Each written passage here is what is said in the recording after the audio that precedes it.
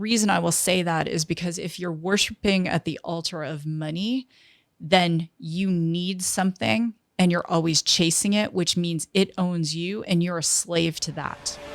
Welcome to the Excellence Project. In today's episode, you're going to hear from Susan Sly, who not only is a top earner in network marketing, but she's the co-CEO of a big artificial intelligence company.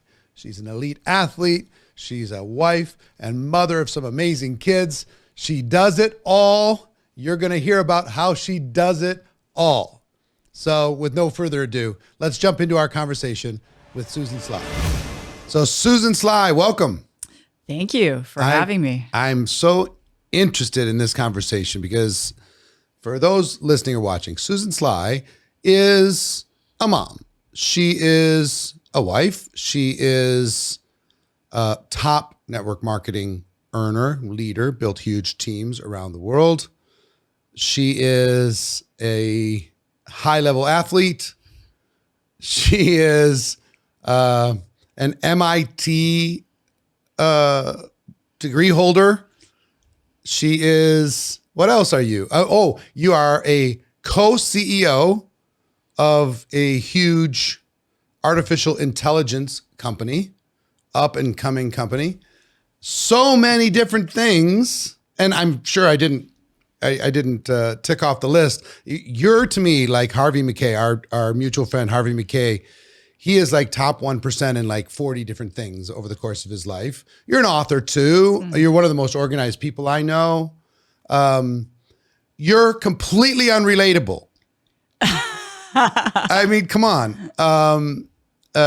Being able to do so many things and do them well and managing your whole life. I want to have a deep conversation about all of these different things: entrepreneurship, success, time management, your athletic endeavors and continued career, all of it. So I don't know where you want to start. It's going to be a 72-hour show. Yes. When you said, Eric, about being unrelatable, I would say I could spin that table and say the same thing back to you. Because come on.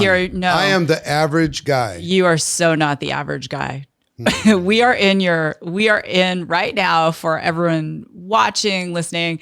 We're at Eric's studio in his house. His beautiful wife, daughter-in-law are upstairs with beautiful grandbaby who we just did high fives. It was so fun. Yep.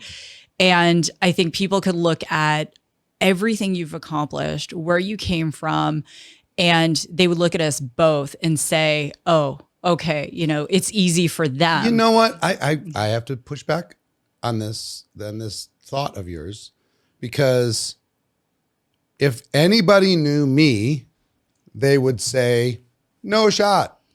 Kid has no shot.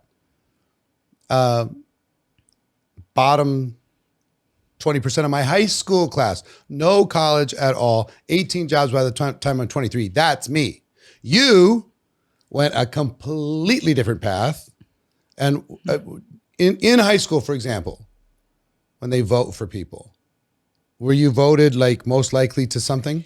No, my mother was an alcoholic and a drug addict. So my parents had an awful divorce when I was 3, and I had pushed down the trauma of my experience with her. And so when I was in grade 10, my high school boyfriend died, and a week later, my cousin shot himself, and I had a complete breakdown. I was a top runner, athlete. And I said to my dad, I'm leaving. It was the middle of the school year, and I'm going to live with my mom. And when I went and arrived at my mom's, she was drinking 24 beers a day and had 3 different doctors. She had, 36 different prescriptions. I got a fake ID. I started working at bars underage. I moved out. I lived actually, this is the craziest thing, Eric, 15 years old. I lived with my roommate was a neo-Nazi, and I'm not white. What? So yeah. And I did a lot of things I'm not proud of. So most likely to not end up where I'm at now. So you have all this trauma early. Yeah. But what's the thing that kind of kept you going? Was it athletics? Was it ambition? Was it wanting to make a name for yourself? Was it wanting to prove people wrong? What was it?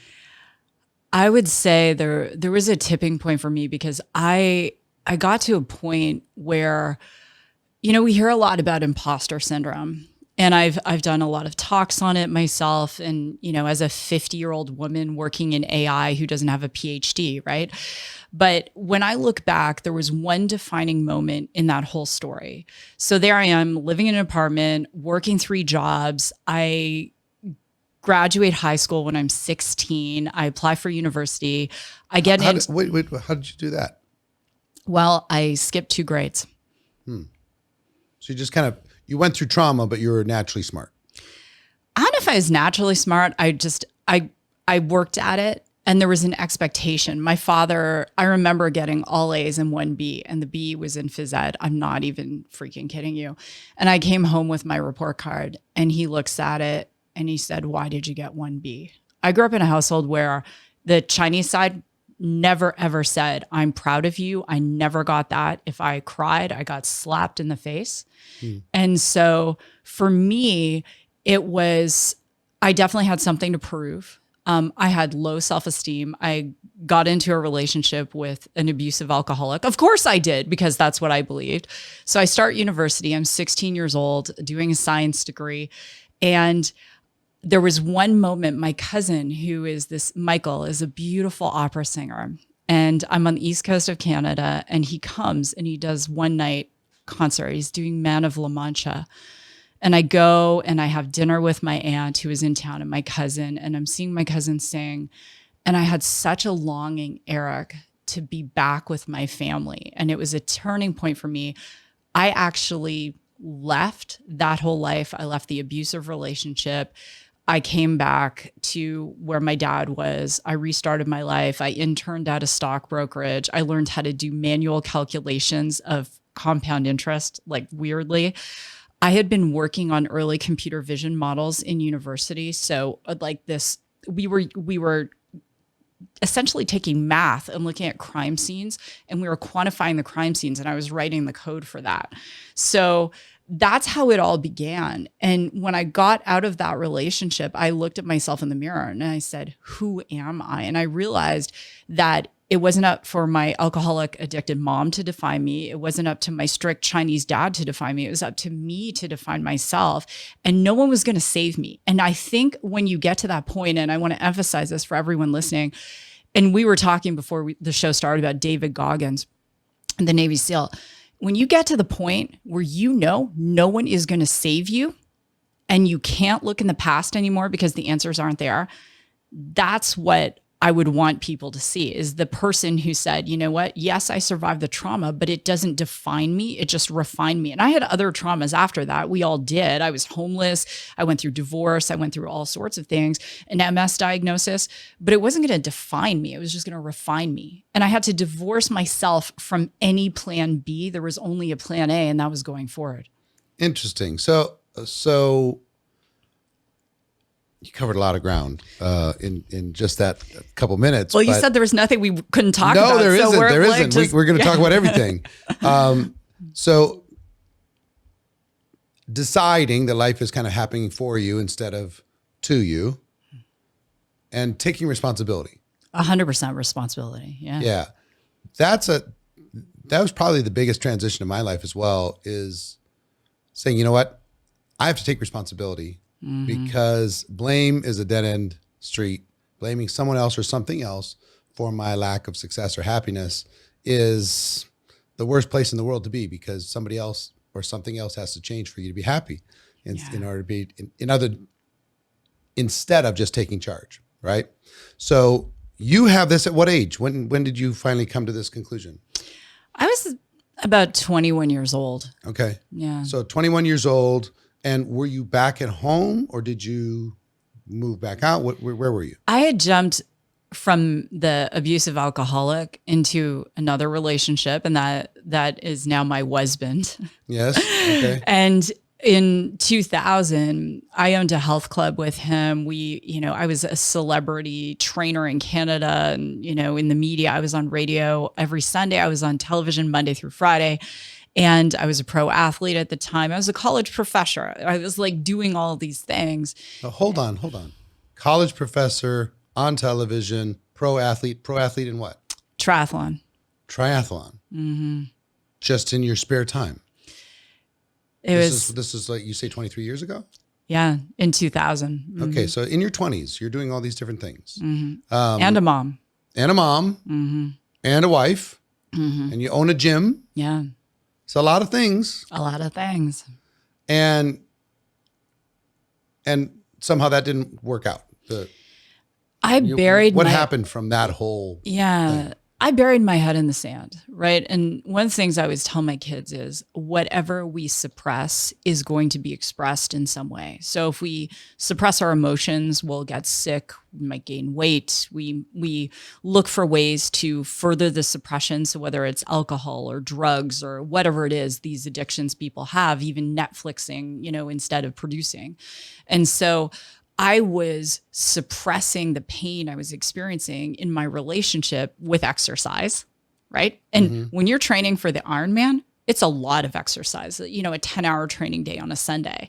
And I was avoiding my life. I was avoiding responsibility in the business. I wasn't looking at the financial statements. So on Good Friday of 2000, I walk into my health club and there's a padlock on the door. We've been shut down for failure to pay taxes.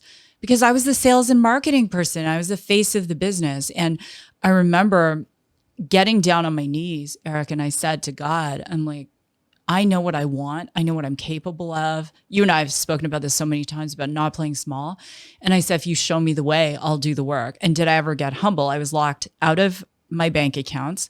I had a gold Toyota Camry and it was leased. So I had that. I had $300 in cash and I had to start my life all over again. Hold on. You had your husband, you had your family. No, we were separating. Oh, so you're separating when this all happened. So you realize. And I was diagnosed with MS on January 13th of that year.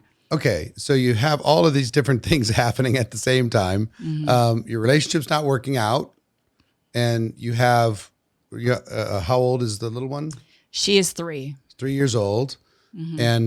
And you have your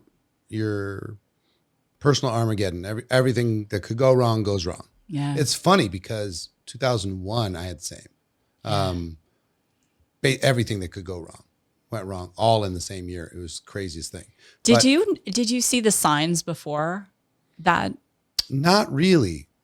In retrospect, maybe, but during? I'm so curious about that. Well, 3 things happened at the same time. One, I was not smart in diversifying my investment. My net worth was tied up in one stock and I was consulting for that company. I was not an insider, but I could see if the company was doing well or not. So it felt safe to me than not diversifying.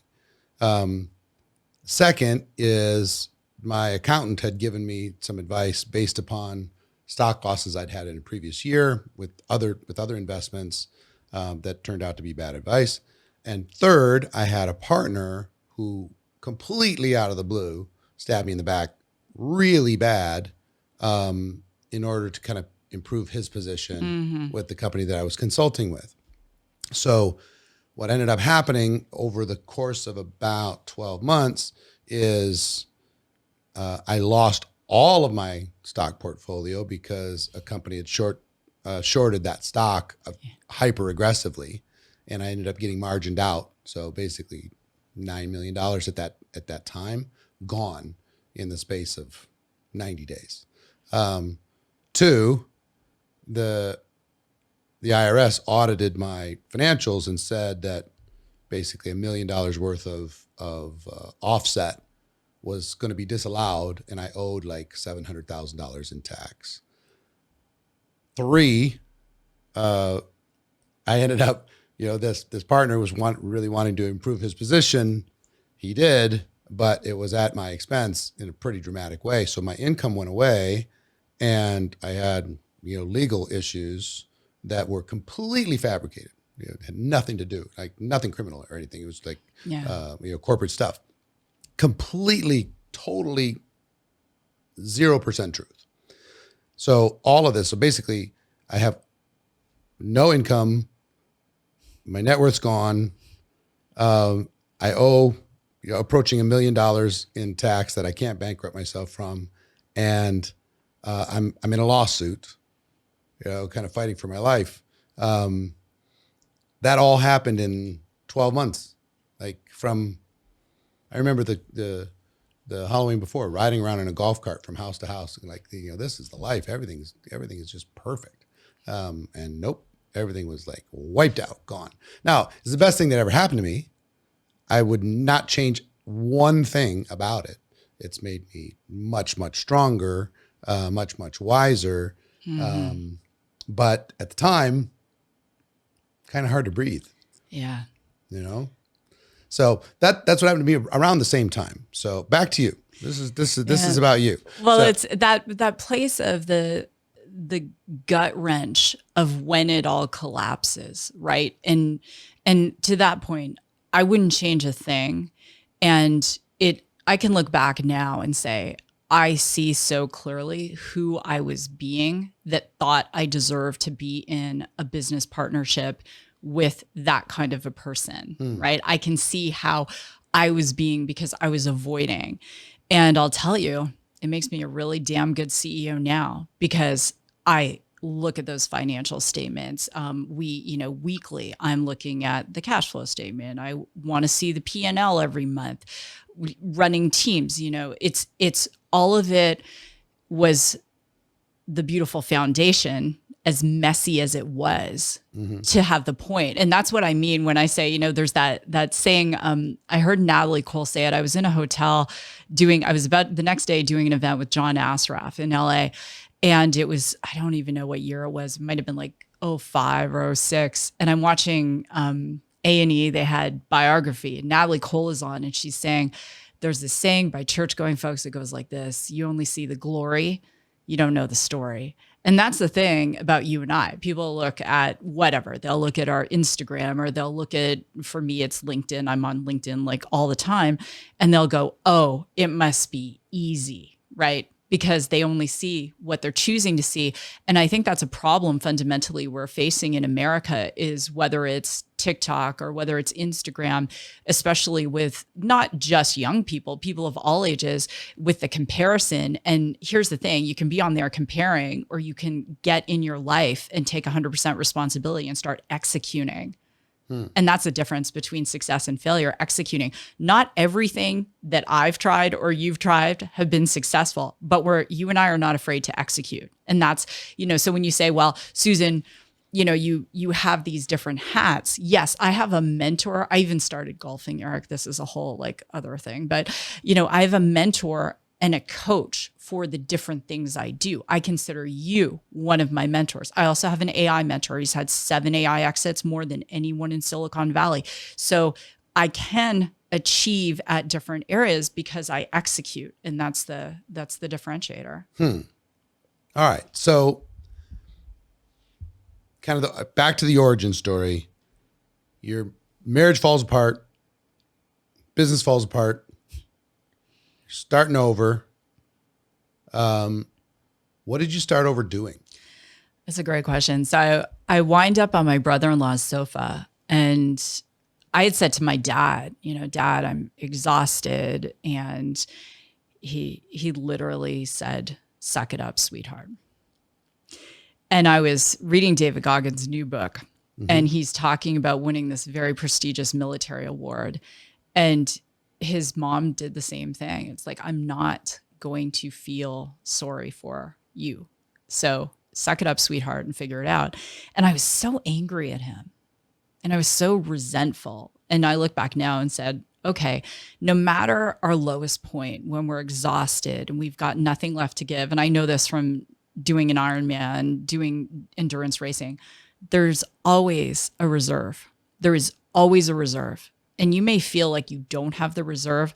It's amazing, because the mind will actually give up before the body ever will. So I watched this, speaking of Goggins, Jesse Itzler. Yes. just posted like in the last week. He said Goggins lived with him for like a month. Mm-hmm. And I'd love to have David on the show. And he lives in Vegas. So hopefully we'll be able to do that sometime soon. But he said they went into the gym and Goggins said, okay, how many pull-ups can you do? And Jesse did like 8. And all right, take 30 seconds. Now go again. And he did like 4. He said, all right, 30 seconds, go again. And he, basically did 1, kind of kipping up to try and get the 1. And he finished, felt like accomplished. He said, okay, what's next? He said, what's next is you don't leave this gym until you do 100. He said, well, what are you talking about? Like today? He said, no, not today, right now. Now. So and it took him a couple hours, but he did it. I'm like, and it set the tone for everything that they were going to do. And it's just like in a world that is addicted to instant gratification, mm-hmm. the willingness to do the work when you don't feel like it has become something of a superpower. Isn't that funny? That was, you did the work, you died, 200 years ago. Now, doing the work, you're like special. If you show up every day and you do what's needed in your job or in your business, it's something kind of totally different. But that being said, I'm rebellious to structured authority. I'm rebellious. Really? Yes. You know this about No. me. I'm rebellious to things that are good for me. And you're not. Because it was survival. So when I was born, I was immediately put in an oxygen tent because my mother was a 2-pack a day Peter Jackson's smoker when she was pregnant for me. So I was born with black lungs and I couldn't breathe. So I've been surviving from the moment I was born. Oh, and when I was born, it was the great blackout that happened in Toronto and New York, 1972. So I was literally born in a hospital with no power, candlelight, right? So being in survival mode, I've always tried to like biohacking, like I've had Dave Asprey on my show. I've had Jesse on my show. The whole concept of biohacking. So I'm always like, okay, well, how can I improve? Right. So even last night we're out for dinner. So Chris and I, you and Marina, our friends, Robbie and Kimmy.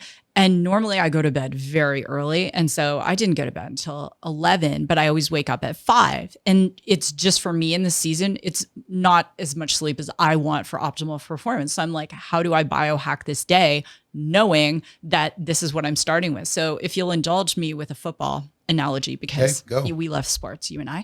So this is how I look at life. Every day is the Super Bowl.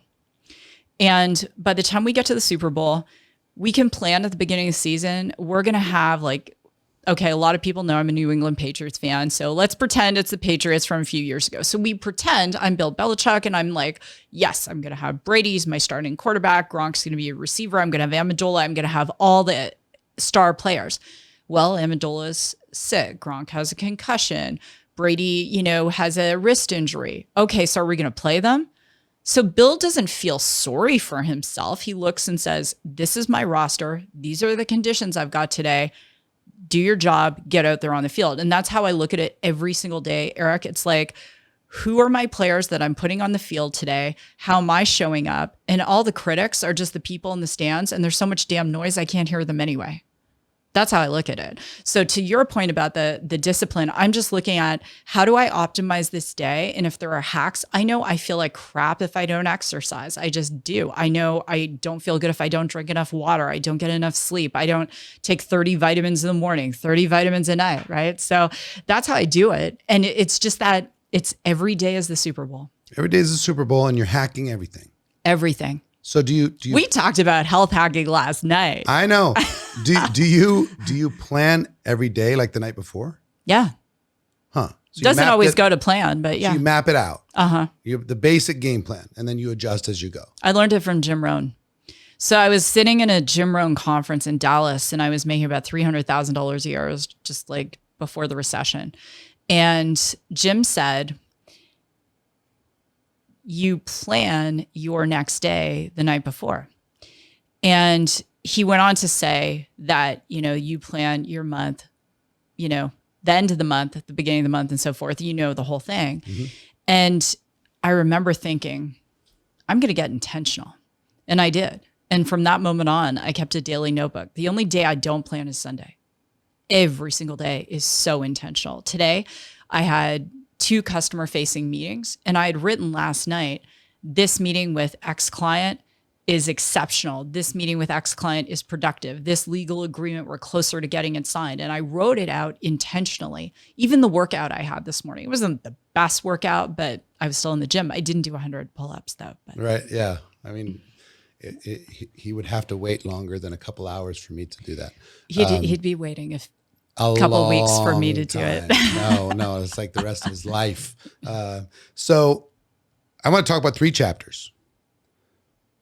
Your athletic career and what you've learned from that experience, your network marketing career and what you've learned and continue to learn, and your CEO AI, artificial intelligence career. Okay. Sure. So talk to me about this athletic pursuit that you've had your whole life, and what you've done, what you've learned.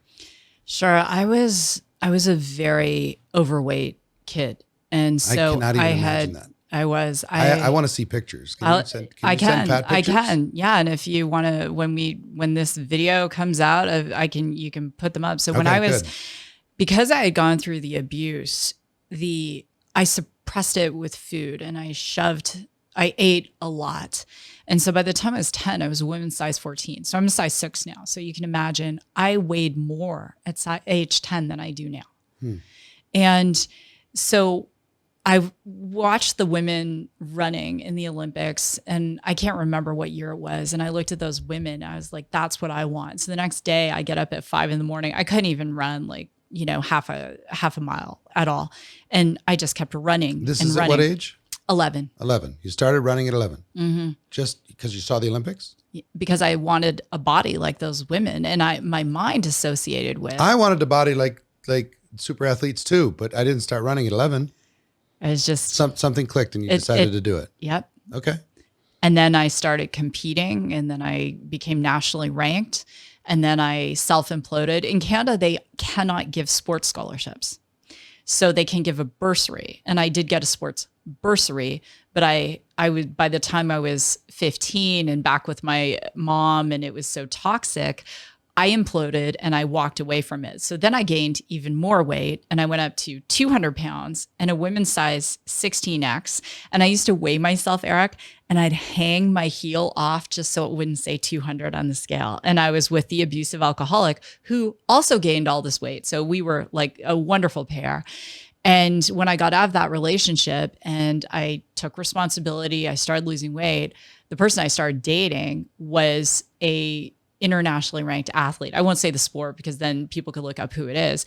And he was really good at that sport. And literally somebody would know that they would be able to look it up. Yeah, they would. Okay. Yeah. All right. It's just because of the sport. All right. Fair enough. And so he did triathlons for fun. And so I entered my first race, and it was a duathlon, run, bike, run. And I finished nearly last. And I was so mad. I went out and I hired a bike coach and a run coach. And I looked at all the girls on the pro rack where they had their bikes. And I said, next year, not only am I going to have a bike on that rack, I'm going to finish top 3. So I go from last. The next year, I think I finished second in that race. I got my pro card and I started racing. 2000, when everything begins to unravel. So I'm diagnosed with MS. My marriage falls apart. And the only thing I'll say, because I really, Chris, my husband, and I, we've been together for 23 years. We've had our ups and downs. I've spoken about it. That YouTube video we did, I don't know, I think it has like over 1 million views when I'm talking about that. And so nothing ashamed of. Couples have challenges, right? But we fought through, we made it through. There are some things I believe in a relationship where you should never feel guilty about walking away. And that's all I'll say about that. So I am a pro triathlete. I want to go to the Ironman. Now I have MS and I become homeless. So I don't quit training. No matter what's going on, I go out there. And on Sundays, I swim for 2 hours. I run for 3 hours, and I bike for 5 to 6 hours. I have an agent. I don't tell my agent I have MS. I have sponsors, Oakley, DeSoto, a bike sponsor. I don't tell them I'm sick. I'm training for Ironman Florida. I have a bike accident. My rib is sticking out of my back. And so I have to miss Ironman Florida. So instead I go and do the half Ironman in Montreal. I come dead last out of the swim. My bike, it's bright yellow. It's on the bike rack. And I'm in so much pain and I don't quit the race. I get on my bike and it's like the Shania Twain song, "Let's go, girl." And I start passing and passing and I put the pain on the shelf. I'm really good at that. Put the pain in a shoebox on the shelf. We'll get it out and deal with it when we're done. I finish the race in second. I collapse. I get an invitation to go to the Ironman in Malaysia. And I'm training and I'm on my bike trainer in Toronto in the middle of winter. I've already done the 2-hour swim workout. I've run for 3 hours. I'm doing a 5-hour bike ride, last long bike ride. The bolt comes out of my trainer at 4 hours and 45 minutes. And I go smashing into the television head first with my feet on the, in the pedals and smash my pelvis. So wait, you're on the bike that it is stationary, but my bike is on it. It's on a trainer thing, and it comes off. And you go straight into the television in front of you. Yeah, and my pelvis smashes into the top tube, and I blacked out. And we're in Chris's apartment in Toronto, and he's like, "I need to take you to the hospital." When I came through it too, and I'm like, "No," because they'll tell me I can't race. So, do you know what I did? I flew to Malaysia. I flew from Toronto to Chicago, Chicago to Seoul, Seoul to Kuala Lumpur, Kuala Lumpur to Langkawi Island. And I can't even get on my bike. I have a hematoma in my pelvis the size of a grapefruit. And I'm on this flight to Langkawi and the media's there. And they're like, "Who's this Susan Sly? And how's she going to fare against Natasha?" Natasha Badman is the #1 Ironman triathlete in the world. She's there. All the top girls are there. So I go and register. I go to try and ride my bike. It is so painful. I cannot sit. And in an Ironman, it's a 112-mile bike. So you're going to be on there a long time. To make a long story short, and the power of being intentional and the power of taking a step in the right direction, no matter how much pain you're in, how exhausted you are, this is the power. So I'm sitting there crying. And this guy is like, he's from Germany. He's like, "Are you okay?" And I said, "Yeah, I'm just having a really hard time." And he's like, "Is there anything I can do for you?" I'm like, "No, I'm good. I'm good. I'm just getting psyched up for the race. I don't even know how I'm going to ride my damn bike at this point." Right. He's like, "Oh, we're going for dinner tonight at the Sheraton. Do you want to come?" And I said, "Sure." And it's about trust and surrender as well. So I go to the Sheraton and it's this big circle of chairs and there are 2 chairs open and I sit in one and this guy goes, "Oh, my friend is coming to sit in the other." I'm like, "Cool." The guy sits down. We start a conversation. "Where are you from?" He's from Denver. We start, "What do you do?" He's like, "I'm an ER doctor. I'm here to support my friend. I've never been to Malaysia." And I told him my story. He said, "I happen to travel with lidocaine. I can freeze your pelvis." And he said, "It'll freeze for 1 hour. And if we can get Marcaine," and we're in a Muslim country where you can't go with a pelvic injury to see a male doctor. But he's like, "If we can get Marcaine, it'll freeze your pelvis for 5 hours. It's going to come out at some point during that bike." To make a long story short, he freezes the pelvis with lidocaine. I can ride the bike. We get the Marcaine. It is so hot that day, Eric. It is over 114 degrees Fahrenheit. A third of the aid stations ran out of water. Hundreds of people blacked out, didn't finish the race. All my tires went flat because of the heat, and I still finished 8th in the pro division. And Can you see why I say this is not relatable? Well, you're like, and I can also see why you like David Goggins, because you're like doing the David Goggins thing, running with the broken, shins or whatever. Why going through this amount of pain? What was the point? Because what was the lesson? The MS diagnosis I was given, I had lesions all over my brain and they said, "You'll be in a wheelchair in 10 years and dead in 20. Yeah, well, that's where I was going to go next, because MS is, very progressive. There isn't a cure for this, is there? Well, we can talk about that in a minute, but all right. I knew it was my last chance to do the Ironman. And I think, when people talk about a bucket list, there are people who talk about a bucket list. like Harvey, I take it seriously, and I wanted that Ironman. Just like when I was diagnosed with MS, not my first thought was, I feel sorry for myself. My first thought was, crap, I haven't done the Boston Marathon yet. I've done 6 of them now.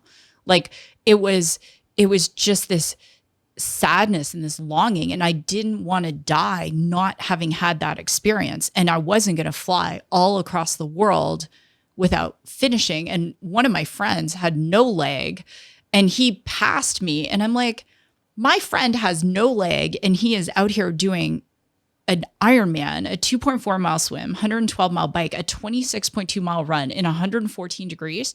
What excuse do I have? Because just when we start feeling sorry for ourselves, someone else comes along, like Amy Van Dyke, the swimmer. She goes to my church. Amy's paralyzed. She was an Olympic swimmer. She doesn't feel sorry for herself. I know Amy. She's out there crushing it. Why do we feel sorry for ourselves? It's a waste of time. I have wall kicking moments, but it's like that moment is going to last a moment and then I'm done feeling sorry for myself. I mean, to me, I would be saying, I'm going to create permanent damage here, in order to be able to be in a race. But I was going to have permanent damage anyway. So yeah, who cared? Yeah.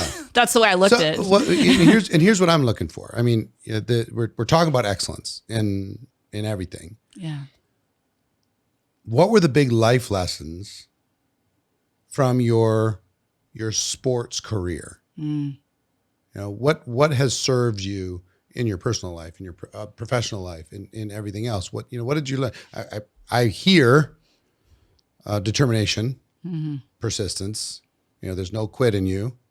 Feel the pain and do it anyway.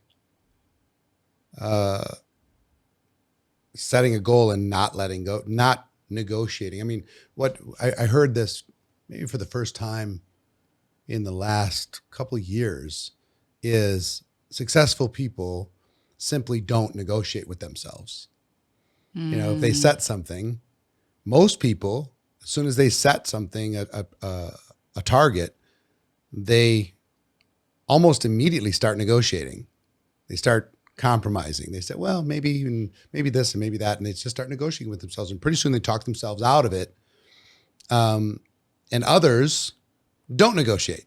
Yeah. They said, I'm doing it because I said so. Yeah. Like it's hard for me to relate to because I saw, Alex Hormozy, he's a friend, and he said, everybody loves to talk about the beginning and the end. They love to talk about when you start the race and when you finish. But successful people do the stuff in the middle, when nobody's around and nobody's cheering them on, all these different types. So I'm like, yep. And then I see that, and then I hear Goggins talking about run just because you said you were going to. Like, when is it done? We don't know. Arnold Schwarzenegger. What is the target? We don't know. And like, okay, that's different because I'm very, like, if I get on a treadmill, I set, something on the timer or something, or the distance, and, I don't finish at random times. I'll finish at 60 minutes. I'll finish at 4 miles or something, you know what I mean? But I don't do 3:57.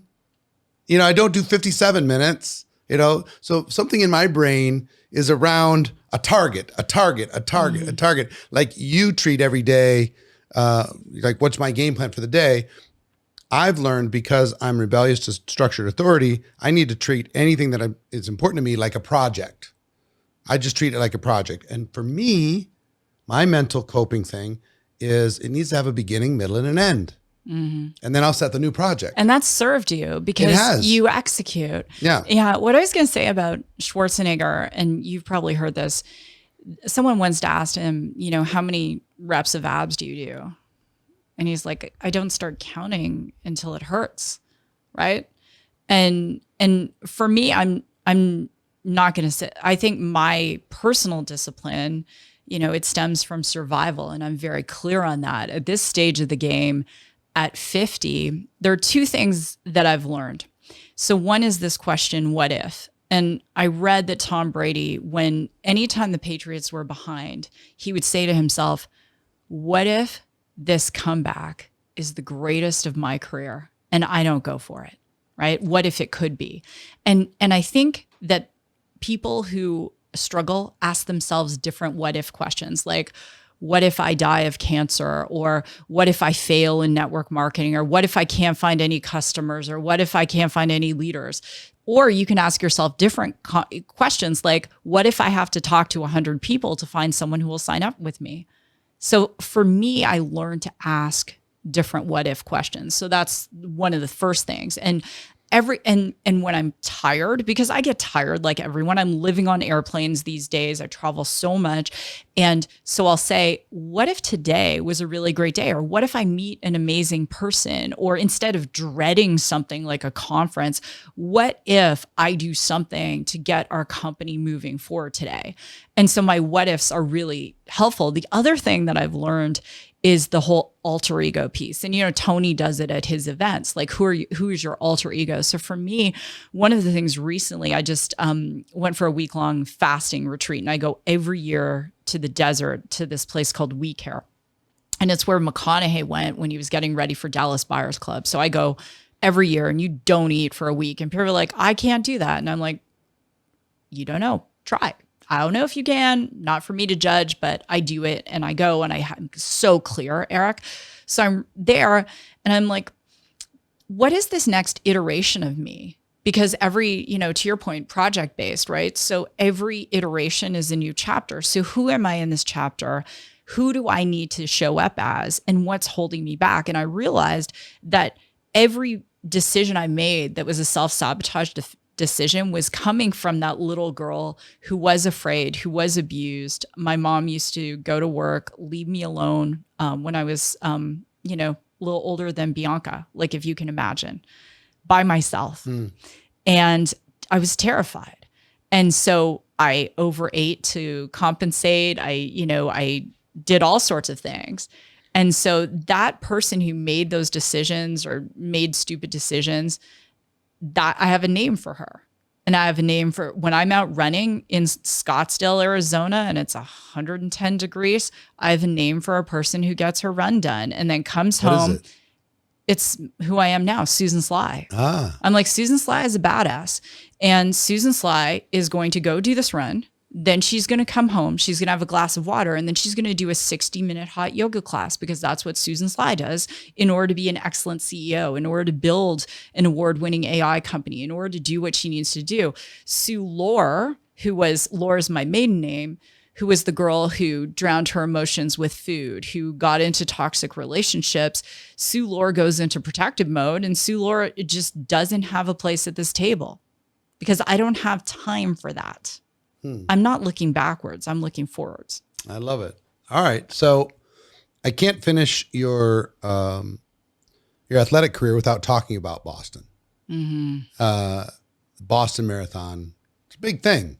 Yeah. You've done New York, I'm sure. I haven't. No. You haven't? Okay. But you did Boston. Boston, what does it take to qualify to run Boston? Depends on your age. So every time you go up 5 years, you have a slower qualification time, which is exciting for me. So my qualifying time now is 3:55, but back then it was, I think 3:40. Okay. And the biggest Boston for me was the bombing 2013. Yeah.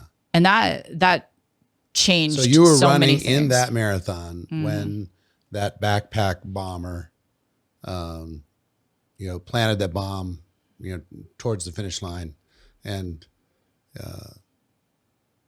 affected a lot of lives. Yeah. And that, going back to that piece I said about trust, I believe inherently, Eric, if people weren't doing the drugs, if they weren't drowning their emotions with food and everything else they do, that they would be very clear. And we all have that gut, right? And science has shown over 80% of all serotonin is produced in the gut. The gut is a second brain. So when we're open and we're clear and we are so focused on our goals and we have that knowing, we need to follow it. So what happened that day, I was in great shape and I went out to the start in Hopkinton and I had my iPod and weirdly I had charged it because I'm so OCD about race prep, and I start running And within, I don't know, like 5 miles, it's just not working. And I'm like, okay, this is really strange. And it was like I heard this still small voice saying, be vigilant. And I'm looking around, there are thousands of people doing the race. There are, military police lining the 26.2 miles. And I was like, this is really strange, but okay. So I have no music and it's just me in my head for 21.2 more miles. And so in my mind, I was raised in a Buddhist, Jewish, Christian household, and I'm Christian. So I'm like, okay, Buddhist, Jewish, Christian. Yes. That's a whole story for another day. So I'm like, what am I going to do for 21 miles? So I started reciting the Lord's Prayer, Our Father who art in heaven. And I'm running about like a 7.5 minute mile pace. Anyway, one of the symptoms that I had for a long time with MS is the left side of my body would go numb. And it was almost like my leg wouldn't move on its own. My brain's going, leg move, legs not moving. So my leg, I used to have to smack it as hard as I could to try and get feeling in it. So that starts happening. But I'm, at the halfway point, I'm looking at my watch. I'm like, okay, I'm going to qualify, because you can qualify for next year's Boston if you run your qualifying time in Boston. So I make it across the finish line. I think I ran a 3:34. And in those days, your gear bags were at the Boston Commons. So I go to get my gear bag and Chris is there. And I'm like, I pull out my BlackBerry, and I'm about to text him, like, let's meet at the finish line, because we had a friend running in the race and all the Sandy Hook families were there that day. Not everyone knows that. So the Sandy Hook massacre had been the previous year. You've got all those families at the finish line. And it was like this voice right behind me goes, go to your hotel, go now. And I look around, I'm like, there's no one there. There's like people around, but I'm like, and there's a guy and I'm like, did you say something? He's like, no. And I'm like, oh. So I text Chris and I'm like, let's meet at the hotel. So it's all the streets are closed off. You're freezing cold when you finish a marathon. It doesn't matter how hot it is. And anyway, I get into the lobby and the first bomb goes off. And because my first job out of university was federal law enforcement, so I was like, this is an IED. And there's a bellman there and he's like sending us all into the elevators. And that was my fourth Boston. And so we go up and Chris and I have a room overlooking the finish line. And I'm staring out, I can see smoke and debris. And the second bomb goes off. And I'm just paralyzed, Eric. Like, and there were people whose body parts flew. And all the cell phones go dead. There's nothing happening on the news. I have a friend in the race, but he was behind me. I'm trying to call him. And it was surreal. And for a year, I couldn't hear loud noises. We were skiing. We always go skiing between Christmas and New Year's. And it was New Year's Eve and there was firecrackers. And I was in bed with the covers pulled over my head. And to cope, I put all of my energy into my network marketing business. I probably rank advanced like 4 or 5 times that year, but I was like so paralyzed. And it wasn't for a few years later. NLP, not if like on the computer side, we say natural language processing, but I'm talking about NLP, like Tony Robbins trained. And neuro-linguistic programming. Yeah. I saw an NLP therapist who fixed that memory for me, but I haven't even run a good race since 2013. I haven't had one decent race. And so that's what I mean. People can look at me and be like, she's an achiever. I'm still working on that 10 years later. I wanted to qualify for this Boston. My body decided while I was training, there was a qualifying race on my 50th birthday in Washington State, and I was going to do that. We have an office there. My body decided to have a hamstring tear because that's how much I'm still working on that. And my message for people listening is you may have past trauma. You keep on going, and just be open. For me, NLP really helped. All the other physical things I do really helped. I want to run 4 more Bostons. I want 10 because Harvey did 8. I want 10. There you go. Yeah. I will have 10. And someone said to me, why would you bother? And I don't have to justify that. It's No, personal. it's your decision for sure. Yeah. And it's another mountain to climb. You have some unfinished business. I have some, and the older I get, the slower the qualifying time. It's perfect. Yeah. So what was the fastest marathon you did as far as average mile? Oh, I don't know. I You didn't said 7.5, which is just mind-boggling. I didn't start running marathons until after I was diagnosed with MS. But before I was diagnosed with MS and I was doing half Ironmans, I was pretty fast off that bike. I can tell you, like a sub 130 after biking I don't know 50 what that means. sub hour and 30 minutes. Okay. Like after biking, 56 miles. So yeah. I can't relate. I walk on a treadmill to try and get my cardio in shape. So that is my relating to your athletic career. Let's pivot and talk about your network marketing career, because you did extraordinary with that. And when did you first get introduced? I was first introduced by my stepmother when, my dad married a woman and she was working with a network marketing company. I don't know if it still exists anymore, Alouette Cosmetics. And there I am, this really heavy young girl with very low self-esteem. And she used to take me to the parties and all the women would be like, "Oh, you're so pretty. Look at your skin." And then I'd be packing, when the orders would come in, I'd pack them and I'd take them. And it was just this lovely community that was so supportive. And I hadn't experienced like anything like that in my life. So I was reintroduced by my running coach, and he was in a company and he put me on some of their products. And I was so fast in those days. And so, but he said, "Here, buy a box for $1,400 and resell it." Like, I didn't know what a compensation plan Is this the was. company you're with now? No. Oh, okay. No. And then after 2000 and I moved to Toronto, I meet this woman at a women's networking event, and I'm there working for Bally Total Fitness, which doesn't exist. I become their #1 sales manager in the whole world.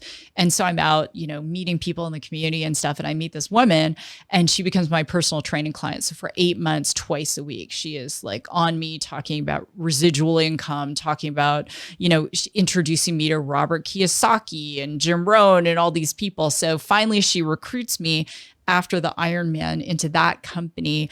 The products, I didn't have a wow, but my background is health and I needed to have a wow.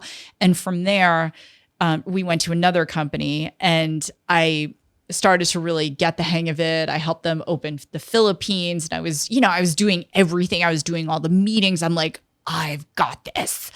And then that company closed and I get it was July, probably 13th of 2003. And I get on a conference call and no one's getting paid and the company's been shut down for making claims. They used to do open recruiting calls and that in those days, right? So of course someone gets on and goes, "This cured whatever." And company gets shut down. She wants to recruit me into this next company. And I started not even answering her calls. She called me 21 times. And so finally I said, "I'll look at your products." I actually knew who the formulator was because there's the athletic story, Eric. The products I was taking, which were off the shelf sports performance products, were designed by this guy. And so I went, he designed network marketing products? Oh my gosh. The fastest I ever was taking his products. So that's how I got introduced. Okay. Yeah. So you've been with your company how long? The company you're with now? 20 years this August. Really? Yes. 20 years this August. So Yeah. you get introduced to this company, and this is one of the major legacy companies involved in our profession. And did you start off with quick success, or Oh no. did you use the same discipline that you used as far as your athletic career? Say, you know what, I'm going to do this. I'm going to make it happen. What was the early days of this? Because it doesn't seem to me like you failed at once you make a decision, it's kind of success is going to happen. It's just a matter of how you're going to get there. Although I had, lost the business, right? Sure, I Lost understand. everything. So But again, you weren't really running that business. You were supporting that business. Yeah, this There's is a very difference, true. right? Yeah, that's very true. Yeah, no. So what happened was it was a binary. So she had put me in on the inside leg of her mother. So she was building it like, 4 legs, even though it was 2 legs. And For those not understanding, she's explaining some of the compensation structure. Yeah. And not the most advantageous position to be put in. No, and it was like, I'm going to put you on a building leg. And you and I have a mutual friend. It was supposed to be his building leg. He's a legend. And anyway, 2 weeks later, she goes to another company and tries to recruit me into it. And I'm like, no. And Chris had said, choose me or choose network marketing. And he said, if you're going to do this, ultimatum. Yeah, it's got to be your last company. And so I really loved the products because I had started to feel so much better. And I felt like I hadn't experienced joy in a few years. And suddenly I have joy again. And in French, we say joie de vivre, like the joy of living. So I had this joy. And Avery, at this point, she's 6 years old. And I'm like, do you want to go play soccer in the backyard? And she looked at me, Eric, and she said, Mommy, where have you been? Mm-hmm. And I said, okay. And so I was working full time and I was teaching fitness classes at our local Y. And I made a list of 75 people. And I thought, a lot of these are my triathlon friends. They know these products like from, who this guy is. And they're going to want to say yes. And they all said no. All of them? All of them. All 75? Mm-hmm. So the first person and you're a very persuasive person. How's that even possible? I was coming from a place of having just been building and kind of getting the groove of network marketing to a company that had closed. And I think that it's like anything, Dave Ramsey says when you're, if your spouse dies or you go through a divorce or you go through some kind of loss, you should wait 6 months to get your head on straight. I was still grieving. I was grieving what I thought was going to be. And so that was my come from. And I think the advice I want to give to anyone, it doesn't matter what kind of business you're in, that if your come from is still grieving, take half a day, write out everything you're grieving, and then burn the paper and then just let it go because you need to come with a fresh energy and a fresh start. So what happened was I started getting on these conference calls, these live calls, and they were different than anything I'd heard because people were actually talking about making money and paying bills. It wasn't salacious. It was like, I paid my rent. Here's what's possible. I paid my son's tuition. I went, oh, this is fantastic. This is what I want. And so once I started listening to the calls, and then the first 2 people I enrolled were gals that had been in my previous organization, and I showed them what was available, and they became, in our language, we talk about, cumulative earnings, and then we talk about annual earnings, but they both did so much better. And we started to build this team and just really go for it. And it was different. When do you think it took off for you? How long did it take before it took off? It took me to replace my full-time income. It took 10 months. Okay. And meanwhile, my sponsor's in another company. Yes. Yeah, so I'm like, okay, I got to figure this out. So again, you got it going pretty quick. I mean, you had some initial, qualms and not qualms, I should say, but some psychic damage from your previous company and those different types of things to get past. Yeah, I was mourning and grieving. But here's the thing I'll say about myself is that I'm extremely coachable. And so I reached out to someone in my upline who I had known from another company, who was a legend, is a legend, Jimmy Smith. I can't believe he's in his 90s. He's still going strong. And I reached out to him and I said, again, if you show me the way, I'll do the work. It was that is my constant. If you'll show me, even with my golf coach, Brent, who is the patience of a saint. How many coaches have you had in your life, do you think? So many. I have sports coaches. I have business coaches. Right now I have 2 business coaches, a man and a woman. And he's had several successful exits. So he coaches me on that side. And then she only coaches high achieving women who make over a certain level of money, and both highly trained, highly skilled. So I meet with them several times a month. And then I have currently my golf coach, and then mentors. I have my AI mentor. I have other mentors who've had exits, any exits from, multiple eight figures. And for those right wondering up to what she's talking about when it comes to exits, it's being able to exit from a company or exit financially and stay with the company, but a financial outcome, a big outcome. Yeah. Right? And it can't be, if you're paying someone, it's different. But when you have, let's call it an energy exchange. So I have a friend who was a former SVP at Morgan Stanley, and he has pivoted his whole career into art. And Jess, I'm going to share this show with you. Love you to pieces.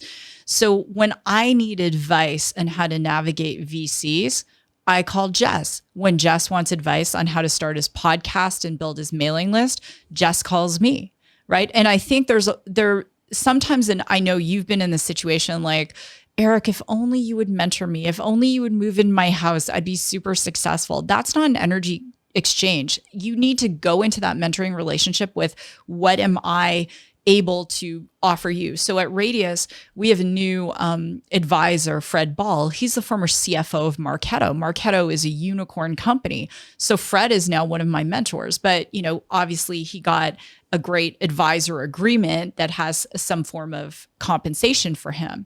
And so I can call Fred and say, what should I do? Or I can show him the pitch deck. And, when we're talking about pitching funds that are in the billions of dollars, how do we want to position it? I had a call with Fred last week, and he's like, well, do you want me to be kind or do you want me to be direct? And I said, Fred, I just want you to be direct. I don't have time for kind. Yeah. Kind isn't going to make me money. Right, and we're gonna get to the enterprise side of your life, but the reason why I asked the question is, what I've learned is coaches and mentors are like a life hack. It's a shortcut. If there's any such thing as a shortcut or a time machine, I tell people time machines are real. A mentor is a time machine. They're 5 years or 10 years into the future, into your future. You can spend time with them, and you don't have to go through the 5 years, and you can know what they know. Turn years into days. Yeah. If you execute. So you can read all the books, and how many people do we know, sadly, who've read all the books, attended all the courses, and they haven't done anything because they don't execute? Well, most of the learning comes from doing, right? Yes. But getting the right direction from a coach or a mentor, and then doing to go, oh, that's what they meant. Oh, yeah, I didn't really hear that when they told me, but now I see. Now I can make some adjustments. And you can go talk to that mentor again and say, okay, this happened. And they say, yeah, of course it was going to happen, right?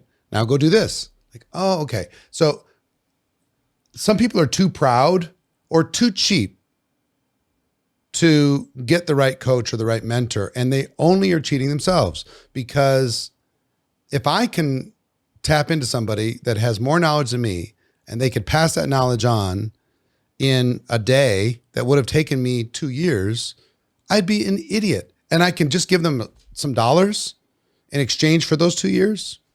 Take the dollars, please. Like you said, energy exchange. I think that's important, that you have an energy exchange mindset in all the different relationships of your life. I'm going to bring something, instead of just being a vacuum trying to suck all of the energy from everybody else. I'm going to give and give and give, and I'm going to create some equilibrium with the people that are willing to give back. Yeah. And at the beginning, you might have to connect with a virtual mentor because you don't have something to give. Mm-hmm. You can go watch them on YouTube, or you can go listen to them somewhere else, and or get a book for a few dollars. And then you have something to give. Maybe you can exchange some dollars for some more proximity in order to be able to build a relationship. And then eventually you're bringing enough value that they can justify spending time with you. Exactly. I've watched you and Marina learn, execute, learn, execute, learn, execute. So you can say that you resist, you know, do. but I do. I have to use hacks on my own brain. you do. Well, and you married up, my For friend. sure, for Like sure. your wife is such a 1000%. badass. Like, so I remember like when Harvey gave me GoPro and Draft, and I'm reading it, and I said to Harvey, I don't know if I ever told you the story. I'm like, this is the stuff we all know to do, but Eric actually wrote a book on it, and it's common sense. And Harvey's like, does this stuff work? And I'm like, yeah, it works. And then the first event that you had, it was small. And then you're connecting with like Tony Robbins' team, the second event. Okay, yeah. And then you're like, and then it gets bigger and bigger. And what people don't understand is as you grow any business, there is a risk tolerance that entrepreneurs have that employees don't. And that's why not everyone can be an entrepreneur. Like my husband he's a CFO. He has a zero risk tolerance. Yep. I think the riskiest thing he ever did was date me, honestly. Yep. But there's a risk tolerance. So when you're saying, okay, we're going to do the event and we're moving it here. And what people don't know is, and we had to pay, $1 million deposit. And if we don't fulfill on our F&B, we, eat that charge. And what if we don't get the bodies in the seats? So remember I said the what if, right? So someone can do all that. And then they get to what if we don't get people in the seats? A different mindset is like, what if we filled this? And I remember seeing you on stage and saying next year, the event is going to be triple the size. And then the biggest one we did live before the pandemic, right?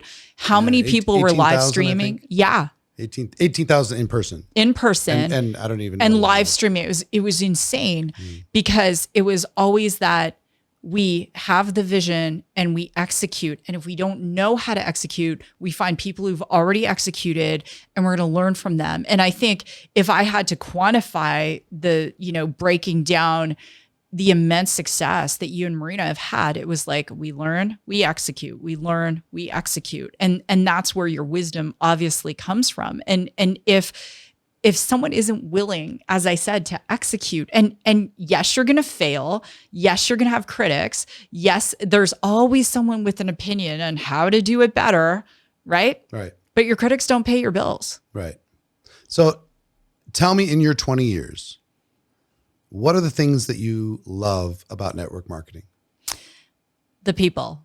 Like that, there are the odd. There's there's some interesting stories that about different personality types, but generally it's the people. This past week, sadly, one of my leaders, she came home from a power walk, and it was the night before Mother's Day, and her husband, young, fit, was dead in the lawn chair, had a heart attack. And it's so sad, Eric, and they were so greatly in love. The only loves each one of them had, two beautiful girls. And how our team rallied around her and love her and support her. And the people, some of the best friendships, right? Or even our friendship and even, our friend Robbie and the people you meet in the industry, because the people who succeed, ultimately everyone, and I know you've spoken about this many times, reaches what we'll call a success ceiling. And at the success ceiling, the only thing you can do is grow. The only thing you can do. And they're called growing pains for a reason, right? And it's the growth. And the community events, everyone is there and they're all wanting to go in a different direction. And the thing about network marketing is you cannot be successful unless you help people. And yes, there are, like anything, there are bad restaurants, there are bad companies, there are bad players, but Jim Rohn said, you help enough people get what they want, you will get what you want. And when it's done right, it is absolutely beautiful. And I have friends now who've gone on, one of my friends who I met in network marketing, he's gone on to found this massive fintech company, and they're doing crazy things in the developing world with helping people with payment technology. And they're processing $250 million a quarter, Eric. So I'm an early investor in that company. And I was catching up with him, and he's like, so much of what I do, I learned in network marketing. So the people, and what you'll learn The growth. are big pieces. How about the money? The money is a result. I understand, but I mean, I'll just be blunt. If you didn't make any money, you couldn't afford to spend time with all these people. True. You couldn't afford to hang around and justify the effort. So what's happened in your life just in terms of what it's allowed you to do, and what have you seen it allow other people to do? Sure. And I want to address the stigma for some people around money. So influencer culture has changed the game. So in the number one for Gen Z, the number one career aspiration for American Gen Z individuals is to be an influencer. In China, it's to be an engineer. Not even kidding. So in influencer culture, it suddenly became okay that I'm a TikTok influencer and I'm an Instagram influencer and I'm going to get paid to promote products. Wow, Eric. We were doing that in network marketing before social media existed. We got paid to promote products and teach people how to do the same thing. And we still do. And we still do. So there shouldn't be a stigma around receiving more compensation than anyone else would if they were an influencer schlepping products. Why do you think there's a stigma? Is any of it earned? Absolutely. Yeah. So if you could wave a magic wand and change anything about network marketing, what would you change? What needs to change? I would say one of the big things that need to change is there are different governing organizations for network marketing. And the reality is that just like, sports, I guess, going back to analogy, that if all the players were playing by the same rules, and that includes compensation plan claims, health claims, and everyone was doing things with integrity, that would immediately get rid of some of the stigma. So you think that some people just can't help themselves and are irresponsible with their language, irresponsible with how they're representing their companies, and because of that, people start rolling their eyes? And they're not talking about the challenges, but let's go back to the nefarious partner you had who was very opportunistic and had to put you down to build themselves up. In network marketing, there are people out there who will tell lies about another company or lies about an individual to make themselves look better. Yeah. And you and I have seen a lot of that type of persona come and go. But Sure. we've also, on the beautiful side, we've seen people who've come to this industry who are broken, who have been beat down, and then, they are on a stage. Yeah. Because they're relatable. And you see, in 20 years, I've been around this for 35. You've been around it for 20, right? Longer than 20, because 20 just with this company. Yeah, I understand. But Yeah. I mean, professionally, I should say. Yeah. 20 professionally. In this period of time, both of us have eaten from the tree of good and evil. We have seen the good, the bad, the ugly, bad actors, amazing people, some people who are really lovely, but never had a breakthrough. Sometimes bad behavior is rewarded in the short term, but it's punished in the long term. What is a common denominator of what you consider the legends, the people who've stood the test of time? They've been here a decade plus. A couple decades. Yes. Yeah. They've gone through huge adversity. They've managed massive change. They've had to build and rebuild. They've had to pivot themselves. They've had to adapt to change inside of companies and everything else. What is the through line that you notice as far as, these people have this in common? What is it? They love the profession first, and the money is the result. Like when I think of legends, I think of Jimmy Smith. I think of Donna Johnson. She's one of my best friends. I hang out when they're in Donna and Thomas are in Phoenix. We're together almost every weekend. We go to church together. So I think about Jordan Adler. I think about Brian Carruthers. Like, how long has Brian been with his company? Like 5 million years. I don't even know. About the same, 20, 25 years. Yeah. And they're all friends. We're all friends, but they love the profession. The money is the result. And regardless of what he did at the Oscars, I quote Will Smith all the time. Money doesn't change who you are. It only amplifies what is already there. And we also see this in the tech world. We see it in the startup world. You know, you look at Elizabeth Holmes. You look at what has happened with crypto as an example, and you look at the bad actors that were out there when they didn't even really have a product, or Sam Brinkman-Fried, what he did. And so when we look at, it's not, and I want everyone listening to be clear, and you can quote Eric and I on this is not just about network marketing. We could expand that same dogma to politics. America has never been more polarized. You said no topics are off limits. Yep. We could expand it to religion. We could expand it to what's going on globally. We could expand, there's so many things. But if you're always chasing money, at some point, it is going to catch up with you. And the reason I will say that is because if you're worshiping at the altar of money, then you need something and you're always chasing it, which means it owns you and you're a slave to that.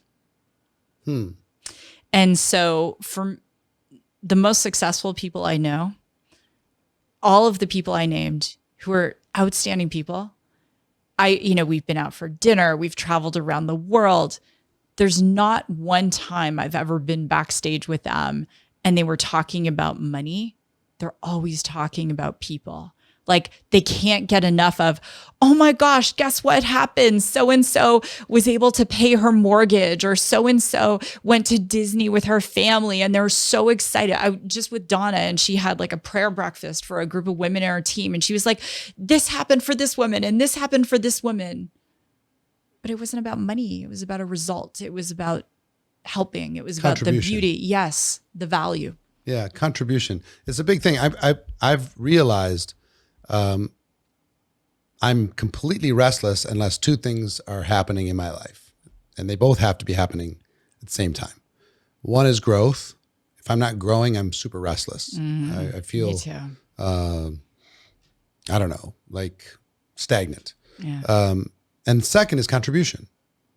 So if I'm not contributing, so if I'm not growing, there's not something flowing in, I feel restless. And if I'm not contributing, something flowing out, I feel restless. Yeah. But if both of those things are happening, then it's like blood flowing through my veins. I feel like, okay, I'm in alignment with what I'm supposed to be doing. And there's nothing like the feeling when you're contributing. Now, at the beginning, if I'm honest, I was trying to contribute to myself. Mm-hmm. And I think there's nothing wrong with that. You need to, just like they say in the airplane, you got to put your mask on first before you help somebody else. You've got to get your foundation taken care of. But as quickly as you can get that done, then see how many people you can help, right? Nothing wrong with getting mad, proving people wrong, using that fire to say, you know what? Bet against me. That'll be fun. Bring it. Go ahead. Make a wager with somebody. And actually put some money up and bet against me, and you're going to lose your money. I used that fuel of proving people wrong and showing them and ambition and all that stuff early, but then the fuel changed with, I don't care as much. I care a little. If somebody's doubting me, I'm gonna, fine. Let me show you. This will be fun. In certain things, one thing I've observed is, at a certain point that proves your, worth and all of that it doesn't, like you said, that fuel no longer works. But there's certain things. I mean, some people get stuck in that fuel and they're trying to prove the world wrong. They're mad at the whole world. They're looking for enemies everywhere, and they're looking to be offended everywhere. Yeah. And they get stuck in that. They become a little bit addicted to that feeling of needing an enemy in order to have a cause. Yeah. And I let go of that because I didn't want to have that kind of drama in my life all the time of always having an enemy, and instead pour myself into the people who are willing. And the contribution fuel is better than proving them wrong fuel. Exactly. In the best races I ever did toward the end of my career, the prayer was the same: God, just help me to be the best I can be on this day. And I stopped trying to beat the other girls. I was just trying, but there's a part of me that is feisty with myself, like golf, this whole golf thing. But also is a little piece of you wanting to be an example for the other girls that are saying, wow, look at her. A little piece? I would say in technology, yes, because there are so few women in technology. Okay. In network marketing, it was different because the majority of people are women in that profession, right? So it was not, I didn't feel that I was waving a particular flag there. Mm-hmm. But I will say that the thing that really changed things for me when I started to get results, I remember there was a girl who came into the team. Her name was Kim. And, binary, if you're familiar with that compensation plan, we spoke about it earlier. So Kim is on a building leg. She orders one time, but before her membership is about to expire, she reaches out to me. I'm not her sponsor. And she's like, who are all these people, Susan? And I said, well, let me ask you, let's talk about your life. What's going on? She's like, I'm not going to be able to pay my rent in 2 months. And I'm working in a retail job.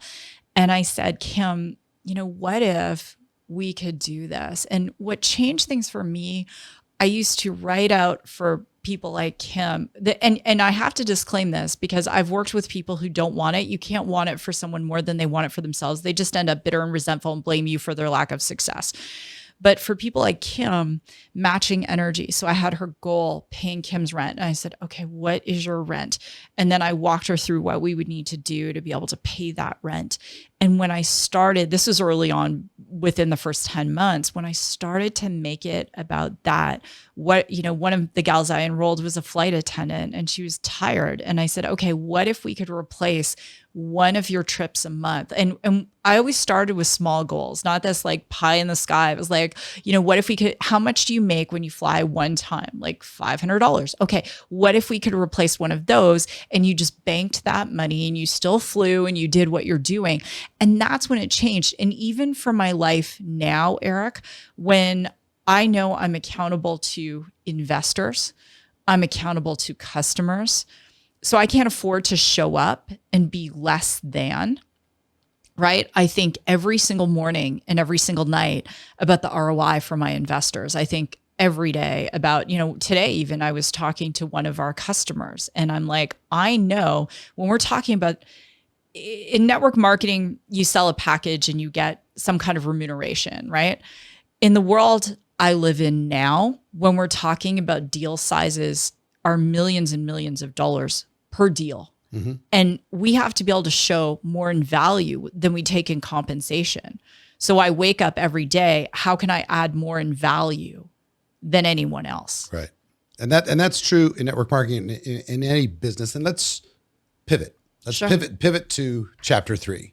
Chapter 1, sports. This evolution. Chapter 2, network marketing for 20 years, which continues. Mm-hmm. You have a business, it continues, you continue to support it, mm-hmm. It continues to grow, it continues to provide income for you and for thousands and thousands of other people around the world. Yeah. And there's a kind of a career trajectory that happens inside of network marketing. One is people just, they stay in network marketing, they do mm-hmm. their earnings, they spend all the money that they bring in, they don't invest it as well as they should, and they're constantly in the grind.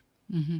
There's a second group that I try to encourage that says, I'm going to create cash flow for my network marketing business, and I'm going to become very smart at turning those dollars into putting work clothes on that money and getting that money to work for me mm-hmm. in the form of prudent investments.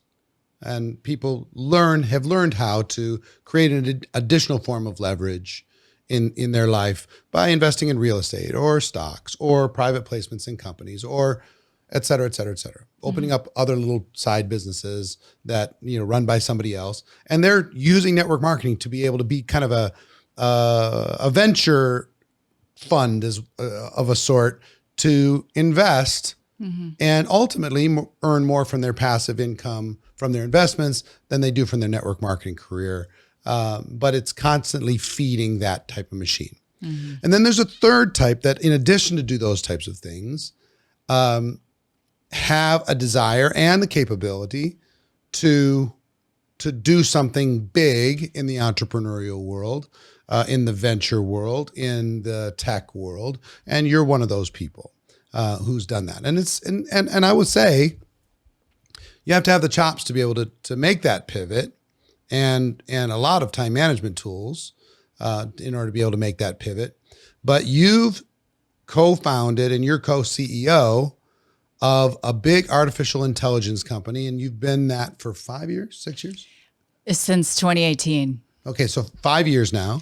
I didn't start as co-CEO. That's a funny story, but yeah. So tell me how you get introduced to this and you go, this is something, this is an itch I've always wanted to scratch. I feel like I've built for this to be able to do this. I'm not going to throw away my network marketing business while I'm doing it. I'm going to continue to have that because why not? And I love it. I love the people. But how did this all come about? How did you get connected with AI? So after I really healed my relationship with my dad, shouts out to my dad. His name is Joe. He's still alive, 83 years old, going concern.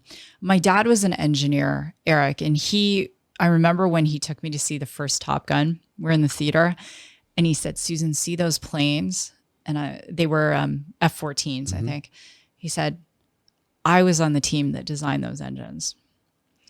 And when he raised me, he would teach me, how things were made. I was coding in the 80s. I wanted so badly. I'm like, Dad, can I get Pac-Man? He's like, no, code your own video games. Like, you can guess my dad is from the school of tough love, right? So I coded my own video games and I was doing the coding. As I said, I was coding in university and we were working on these algorithms that were designed to catch serial sex offenders. That's a whole other story. But anyway, so I was putting on some sales seminars in Phoenix and I had this idea for a piece of biotech for our profession. And what it was essentially through your smartwatch, where people get stuck is in paralysis. But what if we were feeding off of different APIs from your social media feeds? It was monitoring your heart rate, your other biometrics, and it was giving you prompts at the time of day when to best reach out to someone, because it would also see when they would post on social media. So in real time, oh, Susan, DM Eric, that kind of thing. So I built the architecture and I was talking to my friend Zach and I was taking him through it. And I had the funds. I was going to fund the beta version of this. And I walk out of this meeting and this guy's like, are you Susan Sly? And I'm like, yeah. He's like, my wife is a big fan. She's in your company. And he's with this other guy, super tall guy. And we start a conversation. He's like, yeah, I've co-founded an AI company. I'm like, oh, I'm so curious about AI. This is 2018. Not everyone's talking about AI at this point, but because I had worked on early, models, taking all this data. So we start a conversation. He comes to my sales seminar and he's like, do you want to see the pitch deck? He wanted me to invest. I look at the deck and I'm like, you know what? Would you be okay? I don't mind reorganizing your deck, helping you with your deck. And he's like, how much do you want for that? And I'm like, nothing, just, happy to help. And so he's like, wow, this is really good. He's like, would you be interested in helping us raise money? I said, let me see your technology. I look at it and I'm blown away. I mean, this is, in those days, we were using existing security cameras in cities, and we were doing, without using anyone's personally identifiable information, how people were interacting with their vehicles and traffic flow and vehicle identification and classification. I'm like, and multi-camera. I'm like, this is the way of the future because there are so many implications for this. They're amazing. So he said, will you help me raise money? I'm like, it's my zone of genius. I can do that. And he said, what do you want for it? I said, nothing. He was like, what? And I said, no, just let me help. And there were two guys already there that were being compensated to help raise money. And they had brought in $0. And they were so critical of me, and they brought up network marketing. You know, she's a network marketer. What does she know? And they were talking smack about me behind my back. I was hearing about it, calling me names, and even names like no woman should be called. And so the feisty part of me was like, oh, you crossed a line. So now, Eric, that's when that comes out, because I'm like, oh, okay, you've raised $0. So all I have to raise is $1, and I'm going to beat you. So, you know, I start doing presentations just like we do in network marketing. And this is revolutionary in startup fundraising. I do a webinar and I invite a whole bunch of people. Some of them show up, get a frenzy going, and the money starts coming in. And the guys are like, huh? So they're like, oh, we'll give you some equity. Do you want to be our chief marketing officer? I'm like, sure. And then they're like, we want you to be the president. And I'm like, oh, okay, sure. But I can't, you know, I have a full-time other business. I can't do this. We keep raising money. And then one of the original founders wants this super technical guy to be the CEO. And the other guy, who's the marketing guy, wants me to be the CEO. And it was actually our friend Robbie Fender, lead investor in the company. And I had looked up co-CEOs. And so Robbie goes, let's make them co-CEOs and see what they can do. And it was a huge lesson for me, because in network marketing, I had all this respect because of results, and not just by people in my company. You know, I made friends with people in lots of companies. I even got on team calls for other companies because I loved it so much. And so now I'm Susan, the network marketer, and the PhD guy is like, who is she? And the other technical folks. And I start from not just zero, less than zero. So I'm like, I have to earn the respect. I don't just walk into respect. Just because I'm starting to raise money for the company, I have to earn it. So I enrolled in MIT because I'm like, I have to learn AI quickly. How do you just enroll in MIT? So they have executive education through Sloan School of Management, and you can do something called an ACE. It is a 4-year program. And I did it in 3 years. So I was like, I'm going to go all in, and I'm going to learn AI, and I'm going to learn it. So you're doing this in real time while you were working with the company? And building my network marketing business. See what I say when I say unrelatable? Time management. Come on. MIT, network marketing business, managing your family, working out, competing in high-level athletic endeavors. Well, I'm not competing at this point. I'm just doing fun runs. Whatever. You're but working, the thing I want to disclaim, the kids, right? So plus the kids are all at home because they're still, younger. You're dealing with the pandemic. That didn't come yet. That was goodness. crazy. So I'm enrolling. This is 2019. I enroll in MIT, and I have to understand how these models work. I can't. Oftentimes, I'm the only woman in a room. And I remember going to this meeting with this company, and the parent company is this multi-billion-dollar publicly traded company. I go in there, Eric, and they've got all these conference tables lined up. And on the table, it's just full of servers and components and switches. And I'm like, I cannot come into this and not know what I am talking about. I had to know the difference between a GPU and a CPU and what is this architecture, because I wasn't going to look like an idiot. And so I enroll in MIT. I start working to bring in our first major customer. So we were invited to go up against 2 other companies to win a 10 location pilot in retail for computer vision. And so we get video, we run it through our AI, and so this is a sales story. So I say to the company, they're in the Midwest, I'm like, we'd like to fly in for our presentation. And I find out that one of the other companies isn't even flying in. This is not the pandemic yet. I'm like, amateur hour. When you're talking about a deal of this size, you get on a plane. I research everyone who's going to be in the meeting. I know where they've gone to school. I know their political contributions. I know how many children they have. I make notes and notes and notes and notes. I know what they like. I know if they like beer, if they like bourbon. I know it all. So we go and we do our presentation. And it's funny because my co-CEO, he spills coffee on their console and we still laugh about it to this day. We've become such good friends and we finish each other's sentences. So we do the presentation and I find out when decision day is. So during this meeting, this particular retailer sells Topo Chico. And we had noticed that the Topo Chico that doesn't What's have that? It's like bottled sparkly water. Okay. Yeah. So it's in glass bottles, but it doesn't have a twist top. And so if someone buys it, the cashier has to go find a bottle opener. They have to open it. It's just wasting time.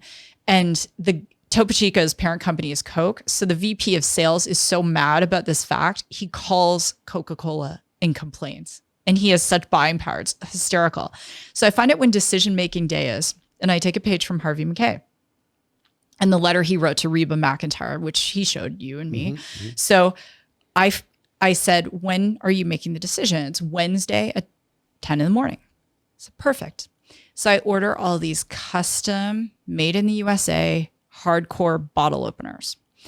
And I write a letter and it says, "Dear so-and-so, thank you for giving us the opportunity to compete for this pilot.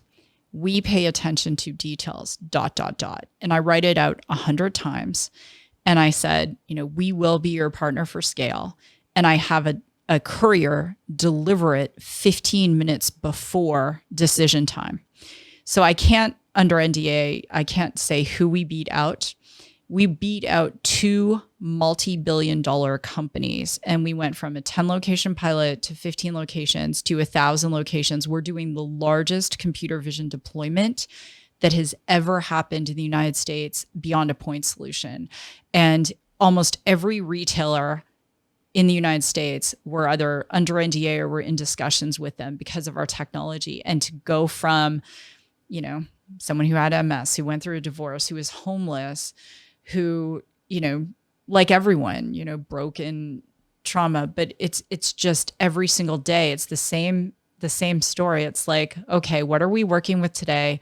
What do I need to learn? How fast can I learn it? And I'm going to execute on it. And if I'm not sure of how to execute, just like you, Eric, I have people that I can ask, right? Mm-hmm.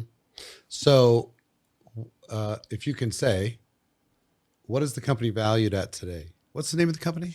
Radius AI. Radius AI. Can you say what it's valued at?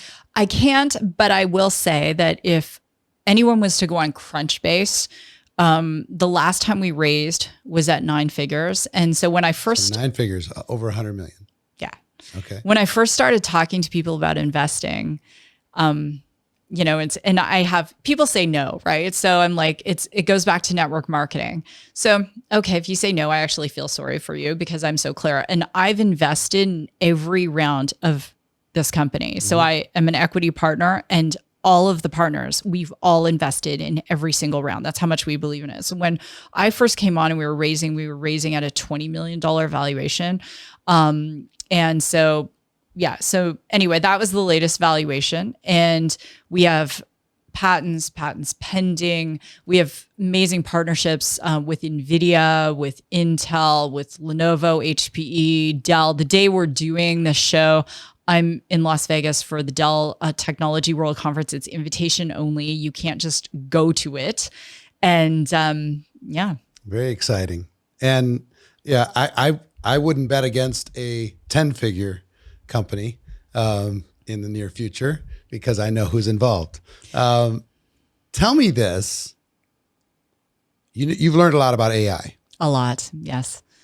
MIT apparently says so. Yes. Yeah. Well, I'm just talking practical experience too. Yeah. Working with the company, building and how it's practically being used. Mm-hmm. Dumb it down for me and for solopreneurs, for network marketers, for small business owners. How would you suggest that they approach AI, and what do they need to be thinking about in order to be able to stay competitive as the world changes? That's a great question. So in very basic terms, there are 4 key kinds of AI, meaning AI modalities. So the first one is the natural language processing for text. And that one I'm super excited about, because when you think, especially around health, oh my gosh. So all of the health data, all of the insurance data. So that kind of AI can consume more data than a human can. And it's amazing some of the things that are happening with that. You're talking like ChatGPT, that type of thing? No, I'm That's a just different talking thing. about, this is one of the older forms of AI that insurance hospitals have been using it forever. Okay. So that is just straight text. It's reading text, and you're telling it to maybe pick out keywords. So let's say I'm in insurance and I want to look at all of the records that have a glioblastoma and what ages they are. So it can sort through massive amounts of data. That's an older form. By older, I mean, several years old, yeah. The next type of AI is voice AI. So your Siri, your Alexa. So I'm like asking it something and it is scouring a database and it's telling me. And so there are companies out there that are using voice AI at their drive-through, different models that do it. The next type of AI is computer vision AI. So that is one of the things we do. It is very advanced. So you have cameras, security cameras, and if a human can see it and interpret it, so whether it's aggression against a customer or what someone is pulling out of, like our model can tell you, is it they choose Coke? Did they choose Pepsi? I mean, the amount of money for brands in this kind of data is huge. So integrating into the security cameras, and the AI is interpreting what the humans are doing. How to make it more efficient, more safe, more productive, more profitable. Yeah, the ROI is incredible. The generative AI, this fourth type of AI, is now the beginning of general AI. So it's this suggestive AI. So when it's querying the whole internet to be able to say, okay, I'm coming to my own conclusion by millions of different data points. Now, the problem is that some of those data points are inaccurate.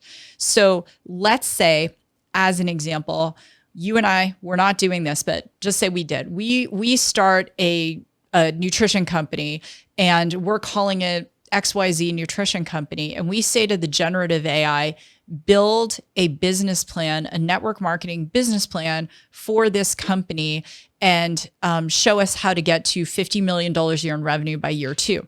It will do it. However, because it also is scanning reference points that aren't accurate, like all the haters for network marketing and everything else, it is not going to be complete. So what we're doing at Radius is we have generative AI built into our customers' data. So we only deal with enterprise level customers. I won't say names, but they have 1,000 locations, 10,000 locations.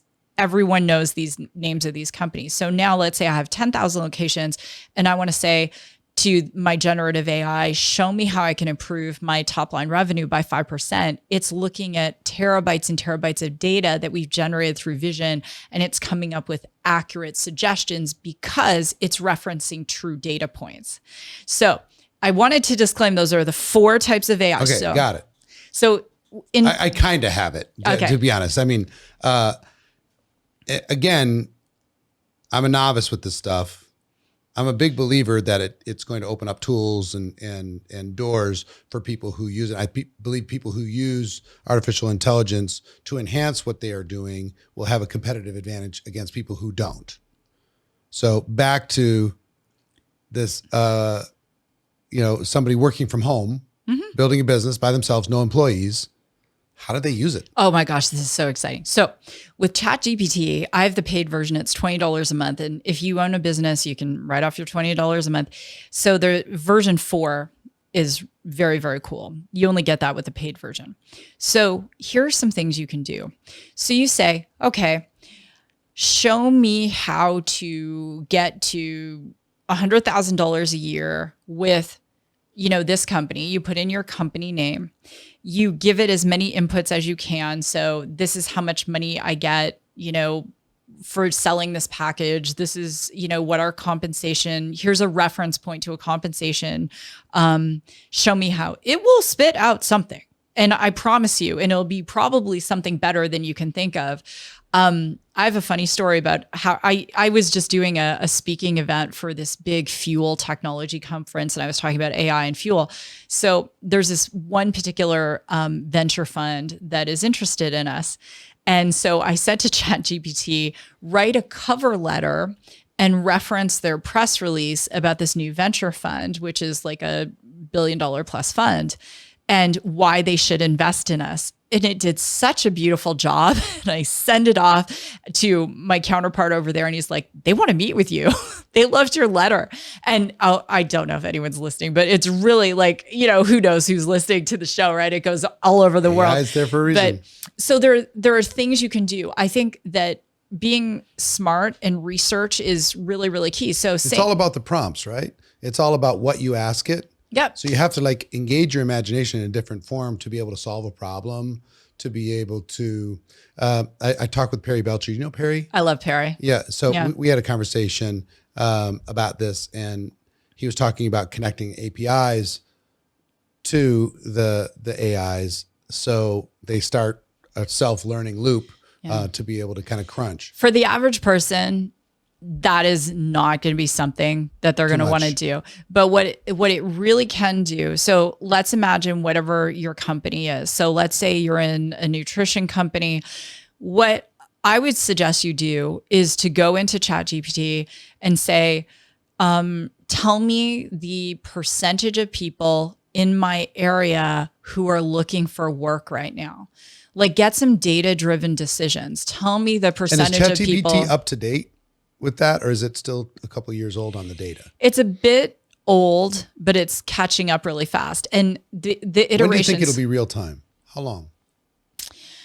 I am going to guess within the next 6 months. Okay, by the end of the year. Mm-hmm. By the end of 2023. Yeah, and you are going to start to see.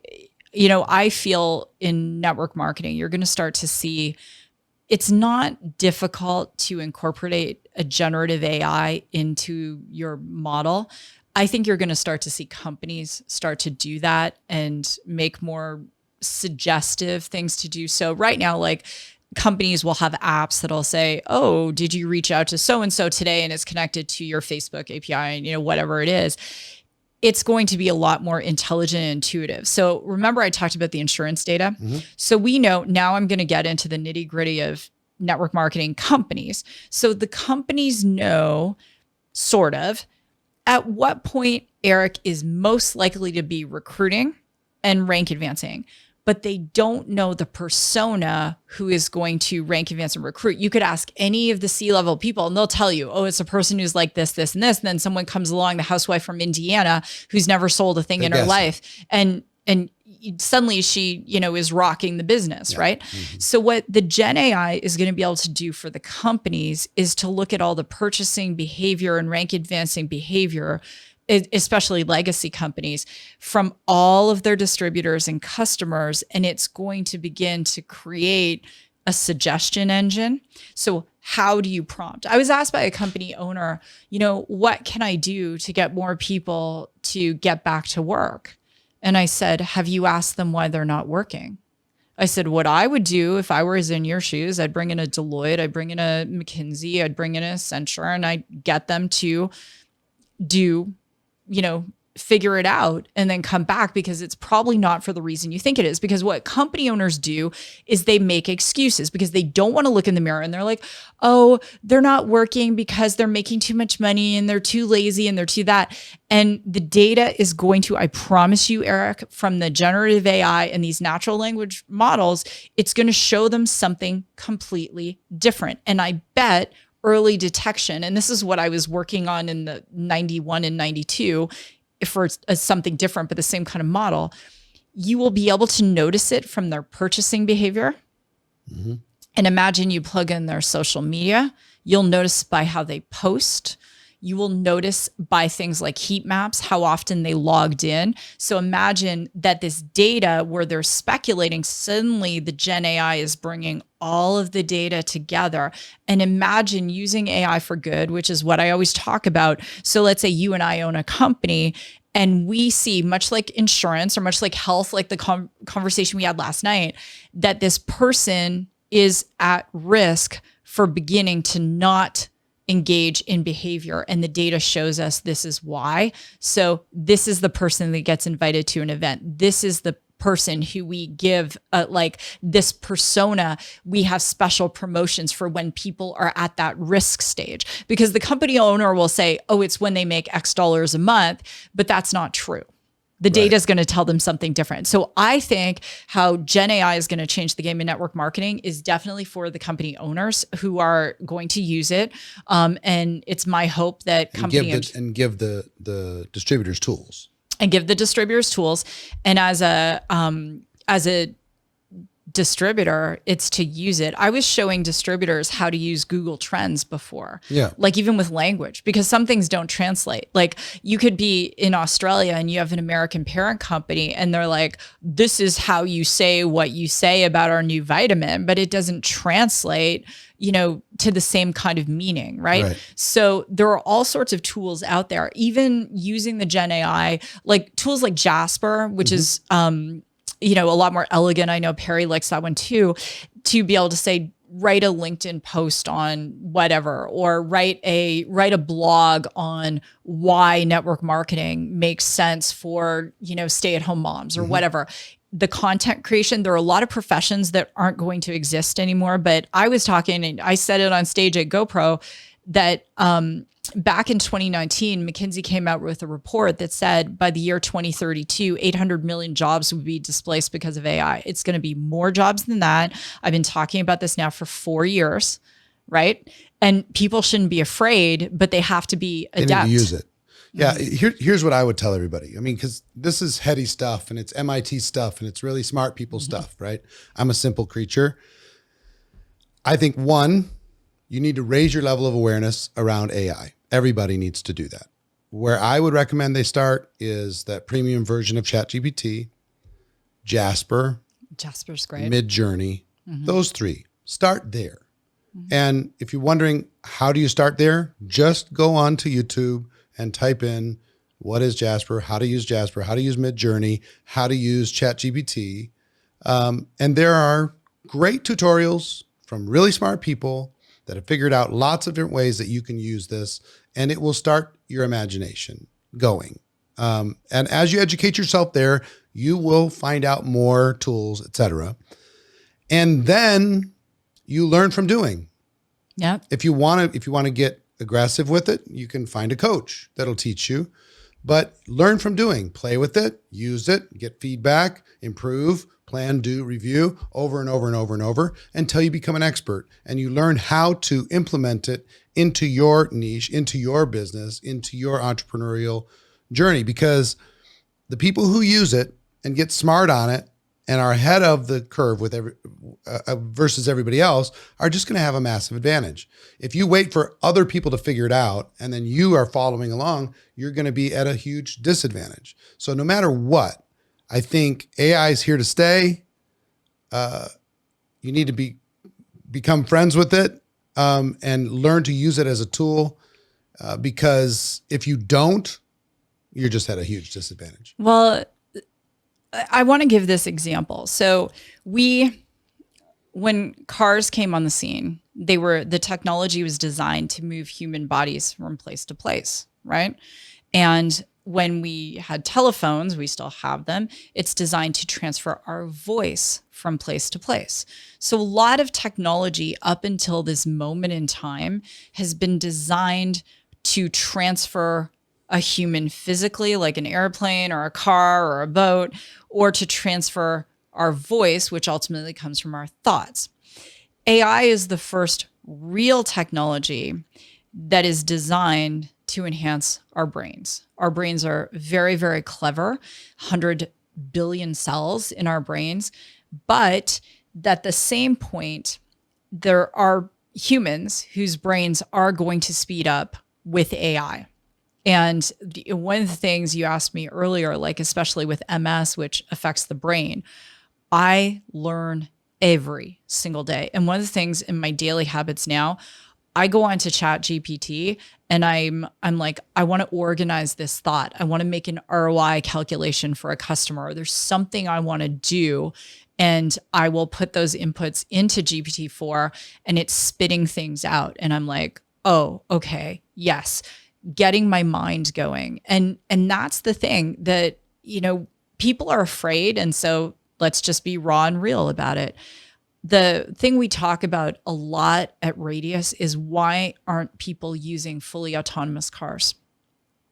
I know you have cars and you like to drive them. I like to drive my car. I don't want to not drive my car. So people say to me, is there going to be a super AI? And the answer is, at some point, yes, there will. And then we heard Elon, who I admire. Elon and I both went to Queen's University, super incredible guy. When Elon says stuff like, we need to pause AI development for 6 months, since you said I could say anything I want, our enemies are not going to pause AI development for 6 months. And AI development is happening so fast. If we paused it for 6 months, they'll be over 2 years ahead. And so the way people can further get, into AI is really to learn about it, but don't go on TikTok and freaking learn about it from someone who doesn't work in it. I'm like, if I see any more AI influencers and coaches who don't know a thing about AI, it's like, we just don't need, it's just like people saying, this is how you make $1 million, but they've never made it before. So what are they even doing talking about it? So learn about AI from real sources. That's one. Like you said, use those tools. There's another one I haven't played with called Motion. It will prioritize your schedule for you based on your priorities. So you can't mess around. So if you're in network marketing, you'd say, my priority is to have 6 connections a day with new people. It will go in and go into your contacts, into your calendar. It prioritizes your day for you and sends you prompts. It's fantastic. So you don't even have to think about what to do, right? And the third thing with AI, depending on where you are in your world with finances, and myself included, I invest in companies, and that's I, like you've always said, one of your jobs is to have your money do work for you, right? And so I have a lot of friends who are investing in AI because they know they're not going to go create an AI company, but they want to benefit financially from it, so they should. Susan, we've covered a lot of ground, and I personally believe you are something of a unicorn, rising from difficult challenges, your early career, your sports career, your athletic career, your network marketing career, which continues, and now your enterprise corporate artificial intelligence career. I want to thank you for offering up your wisdom, sharing ideas, sharing strategies. And for those watching, what's the one big takeaway? Wherever you're watching this, post your one big takeaway in the comments. I would love to see what one of these things that you heard from our conversation that had an impact on you. So, but Susan, thank you. I appreciate it. Thank you. It's always fun to do this. I cannot believe we've been, having this conversation for so long, and we could just keep on going. We could, but we'll end it for today. Thanks so much. I appreciate you. Thanks for having me. So I hope you enjoyed this conversation with Susan Sly. If you did, make sure you subscribe to this channel and share this with someone that you care about. I know that they'll thank you for it. Until next time, have an amazing day, my friends. Take care.